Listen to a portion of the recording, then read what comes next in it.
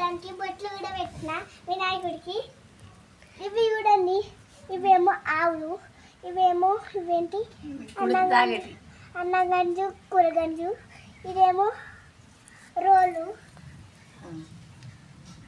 ఇదేమో పెనము, ఇదేమో ఇది సరతము, ఇది రోలు, ఇది రోకలి, ఇవి ప్లేట్లు, ఇవి చిన్న కూర కంచులు ఊర్చి పెట్టుకునేటివి, ఇవి చిన్న చిన్నగా ఊర్చి పెట్టుకునేటివి.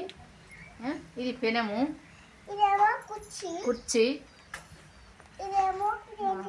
ఇది గంటె, కూరేసుకునే గంటె, పూను పూను అని పూను.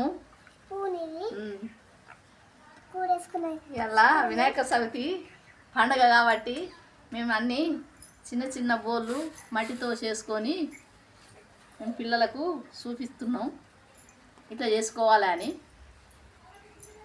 అలా నేర్పుకోవాలి చేసుకోవాలి అని చెప్తున్నాం అందరికీ. అందరూ నేర్చుకొని చేసుకొని